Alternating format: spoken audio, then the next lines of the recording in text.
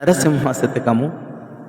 కమలలోచన నన్ను కన్న తండ్రివిగాన నిన్ను మరువకుంటి నేను విడక ఉదర పోషకునై ఒకరిని నాసింపనేర నా కన్నంబు నీవ నడుపు పెట్టలేనంటివా పిన్న పెద్దలతోన తగవుకిప్పుడు దీయతలచినాను ధనము భారంబైన దళ కిరీటమునమ్ము కుండలంబులు పైడి గొలుసులమ్ము కొసగుని శంఖ చక్రముల్ కుదువ బిట్టి గ్రాసమును సంగి పోషించు కపటముడిగి భూషణ వికాస శ్రీధర్మపుర నివాస దుష్ట సంహార నరసింహ దురిత దూరా.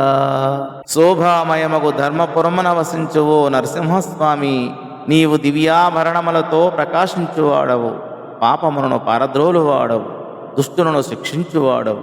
తండ్రి కమలముల వంటి నేత్రములు కలవాడా, నాకు జన్మను ప్రసాదించిన తండ్రివని నిన్నే నమ్ముకున్నాను. పొట్టకూటికై మరొకరిని యాచించలేను.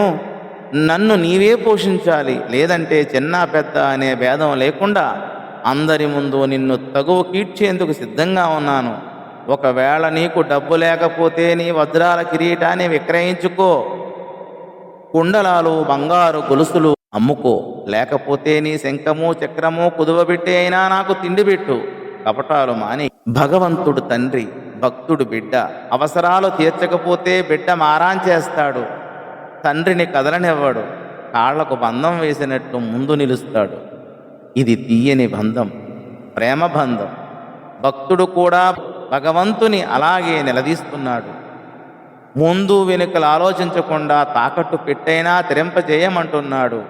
మాట గడుసైనా మనసు సొగసుగానే ఉంది.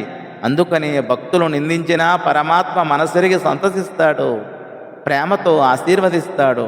నీరు పల్ల మెరుగు నిజము దేముడెరుగు అనే సామెత అందుకే పుట్టుకొచ్చింది అని ఈ పద్య భావము. ధన్యవాదములు.